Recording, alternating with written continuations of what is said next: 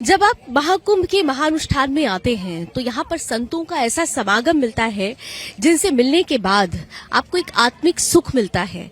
आप जब यहाँ पर आते हैं तो आप वास्तव में जो वास्तविकता है उससे आपका परिचय होता है। और जब मैं महाकुंभ में जब भ्रमण कर रही थी तो ऐसे ही संत महात्मा से मेरी मुलाकात हुई है।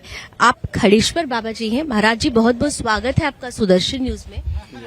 महाराज जी, सबसे पहले महाकुंभ और महाकुंभ का महात्म्य कैसे क्या क्या कहेंगे? महाकुंभ का महत्व ये एक संजोग बनता है भैया। क्या दसों दिशाओं से एकत्रित होते हैं। क्या जब महाकुंभ बनता है, दसों दिशाओं के जितना भी ग्रह नक्षत्र होता है उनका सब एक दिशा होता है, मीटिंग होता है। जब यह सब कुंभ भरता है, क्या देवी देवताओं का मीटिंग होता है जब वो कुंभ भरता है। क्या और यहाँ पे जो है महाकुंभ में अमृत भी गिरा हुआ था समुद्र मंथन के समय में। जो राक्षस लेके भाग गए थे वो अमृत छलका हुआ, उसके वह पवित्र बूंद में स्नान करने के लिए हम लोग आते हैं। इसीलिए अमृत स्नान भी हुआ है। इसीलिए अमृत स्नान भी हो। अच्छा महाराज जी, यहाँ पर संतों का समागम होता है। आप जैसे बड़े बड़े विद्वान संत आते हैं यहाँ पर, और आप लोगों ने, मैंने देखा कि अब एक सिद्धि प्राप्त की है और वो सिद्धि से एक संकल्प लिया है। आपने भी एक संकल्प लिया है। कितने वर्षों से आप इस खड़ेश्वर मुद्रा में? 15 साल हो गए। 15 साल। ये संकल्प किस उपलक्ष्य में लिया गया? उद्देश्य क्या है इस बड़े संकल्प? उद्देश्य हमारा यही है, जन कल्याण के लिए। जन कल्याण के मतलब गौ हत्या बंद हो, माता बहनों के साथ में जो अत्याचार हो रहा है वो सब बंद हो, जो उनको सजा मिलनी चाहिए, और जो इधर उधर चारों तरफ आतंकवाद फैला रखा है ये सब खत्म होना चाहिए। और मुसलमानों के पीछे में पड़ा ही हुआ वो हाथ धो के। अभी अभी कुछ लोगों ने, आपने देखा होगा, इस पवित्र महाकुंभ पर भी सवाल खड़े कर दिए। उन्होंने, पवित्र महाकुंभ है, सनातनियों का ये केंद्र है, आध्यात्म का केंद्र है, फिर भी कुछ लोग ऐसे कहते हुए पकड़े गए कि महाकुंभ एक पाखंड है। ऐसे पापियों के लिए क्या कहेंगे? उनको तो गोली मार देना चाहिए। उनको तो गोली मार देना चाहिए।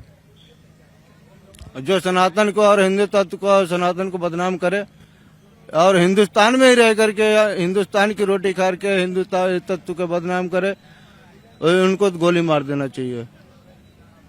संतों का हृदय इस वक्त बहुत आघात है, उनको बहुत आघात लगा है जिन लोगों ने ऐसी बात कही है। क्या आपको लगता है कि ये सारे लोग तब जाकर चुप हो पाएंगे जब हमारे हिंदुस्तान को आधिकारिक रूप से हिंदू राष्ट्र घोषित कर दिया जाए? हिंदू राष्ट्र घोषित जब ही हो सकता है जो हम हिंदू तत्व अलग अलग भावनाओं में बह रहे हैं।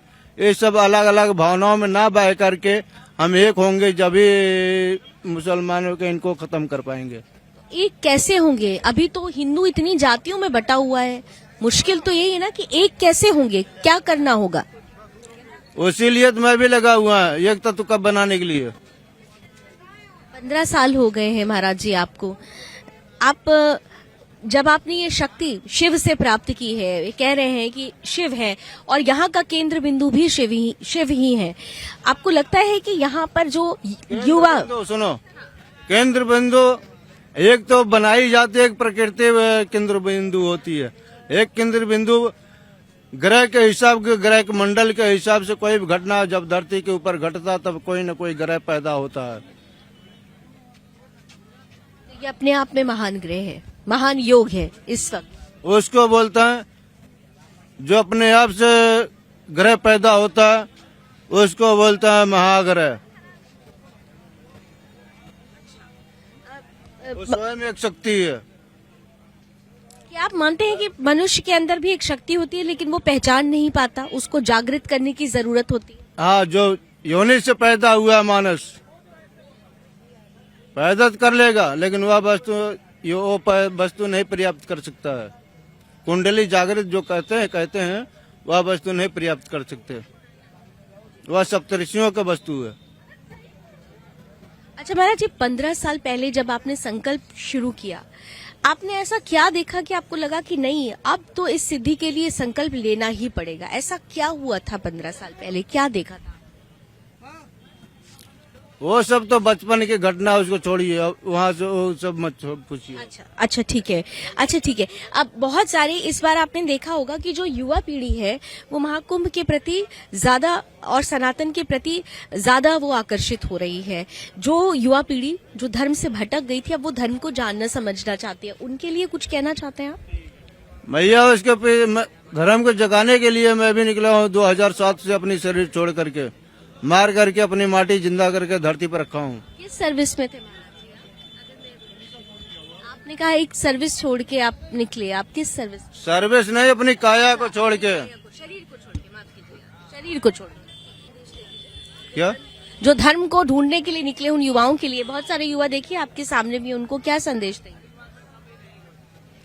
संदेश को हमारा यही है कि सब जितने भी सनातनी हिंदू तत्व हैं सब एक होना चाहिए।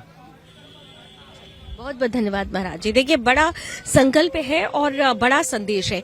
हिंदुओं को एक होने की जरूरत है, क्योंकि ये कहा भी गया है कि जब जब हिंदू बटा है तब तब देश भी बटा है, और अब जरूरत आन पड़ी है देश को एक करने की, सनातन पर सवाल खड़ा करने वालों को जवाब देने की। और ये तभी संभव हो पाएगा जब हिंदू एक होगा, और तभी संभव हो पाएगी हिंदू राष्ट्र की संकल्पना। कैमरामैन जितेंद्र के साथ मैं लावनी विनीत, सुदर्शन न्यूज के लिए तीर्थराज प्रयागराज महाकुंभ मेला क्षेत्र से।